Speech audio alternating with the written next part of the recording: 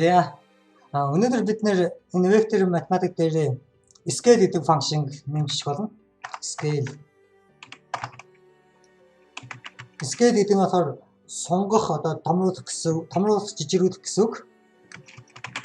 Функшн одоо ер нь тэгж ойлгож болно. Функшн тэгээд энэ функшн маань болохоор scaler гэдэг одоо scaler гэдэг нь ганц шиг тоог одоо scaler гэж нэрлэнэ гэж яриадсан. Scaler гэдэг утгаа. Тэгээд тэр нь болохоор маш амархан this x өөрийгөө үржүүлээд scaler үржүүлээд шинээр сайнаас чинь гэсэн. Энэ маань яг ингэ бичсэн тэгээд яг адилхан. This x нь болохоор өөрийгөө одоо үржүүлээд дахиад шинэ утгыг нь одоо өөр дээр бичигдсэн. Яг адилхан гэсэн. Ингээд scaler y return this. Окей. Энэ маань одоо биднэрт ямар хэрэгтэй юм бэ гэхээр энэ дээр алдсан бай. Хаа гэж юм? 37 дахь мөрөн дээр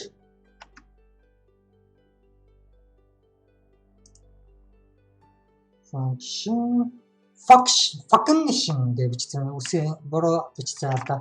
Function. Энэ ямар алдаа гарсныг харъя. Syntax error unexpected token vector 2 is not defined yada. Unexpected token. Окей, энэ л та заад дээр юм. За тэр яах вэ? За scaler гэдэг функшн маань юу их вэ гэдэг одоо өнөөдөр үзье. Бидний одоо хөлөг гэдэг энэ дээш өмнөх хичээл дээр би нэг хальт хөлөгний талаар зурсан байгаа шиг одоо тэр нь болохоор 0 3 эхний position одоо эхний цэг дараа нь y нь баруун тишээ 2 доошогоо 2 тэр нь болохоор энэ цэг тэгээд энэ одоо голоосоо зүүн тишээгээ 2 доошогоо 2 тэр нь болохоор энэ дот цэг тэгээд эднийг холбоод ингээд бидний хөлөг маань бол бий болж байгаа. Энэ маань болохоор 2 хасах 2 y. Тэгээ 3 дахь нь болохоор энэ 3 маань бол нар зүг ингэж таарсан хэлбэр бий болж байна. Хасах 2. Тэгээд хасах 2. Ингээ бид нэр 3 дүрс зурцсан. Уул нь энэ геометрийн дүрс оруулж байгаа гэж нэрлсэн. Тэгээд энэ хөлгөө одоо бид нэр тоглоомынхоо одоо дэлгэцийнхаа хэмжээнд тааруулж бид нэр заримдаа сунгах одоо хэрэг гарна. Ер нь бол хөлгийн дата нь одоо хамгийн жижигнэр нь би ингээд зурчих.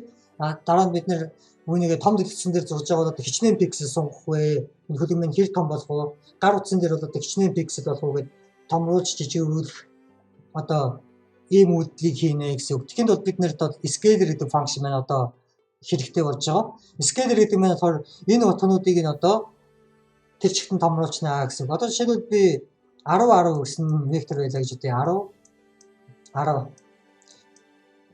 Тэнгүүд одоо энийг 2 дахин багасгая гэх юм бол scaler нь үржих нь 0.5 гэдэг scaler-ээр үржүүлнэ гэсэн үг. Энэ тасал. Энэ маань одоо вектор бол биш. Энэ тасал бишээ нэг цэгээр тэмдэг тавьсан зүйл байна. Scaler. Гэхдээ энэ үржихийг бас цэгээр тэмдэхэд бас хэцүү юм да. Тэр нь dot operator гэж яриад. Гэхдээ тэр талаар яриаг байгаа. За тэрний яах вэ? Scaler 0 цэг 0.5. Энэ маань одоо 2 дахин багасгана гэсэн үг. Одоо энэ вектор гэдэг утга маань болохоор 10 байсан бол энэ компонентуудын бүгдийг нэгээр нь эдгээр үржүүлээд scaler гэдэг функшн маань ажиллана. Тэгээд хариу нь болохоор 5. Ингээд одоо шинэ вектор гарна. Энэ маань хасах 5 байж болно. Хасах 0.5. Тэгэх юм бол энэ маань бол хасах 5 гэсэн одоо ийм хэмжээ болж байна гэсэн үг. Scaler гэдэг функшн маань ердөө ийм зүйлийг бол хийн. Бид нэр яагаад би scaler гэдэг функшн одоо над хэрэгтэй байна гэхээр би түрнэсэн. Бид нэр энэ хөлгийнхаа одоо датаг хөлгийн маань одоо хамгийн жижигхэн нэр одоо хөлөг маань ийм одоо тоонууд байна. Энийг бид нэр томруулж жижигж хэдэн пиксел том хөлөг харагдуулах гэдэг. Түүнийхээ хэмжээгээр бид нэр сунгаад scaler-ээр ашиглана гэсэн үг. Тэгэнгүүт одоо энийг би жишээл 10 дахин томруулъя гэж одоо энэ хөлийг 10 дахин том дэлгэцэн дээр бид нэр зурхын тулд 10 дахин томруулъя гэх юм бол шинэ одоо вектор маань эдгээр бид нэр бүгдээр 10 гэсэн scaler-ээр үржүүлээд scaler гэдэг маань нэг ширхэг тоо вектор бол биш.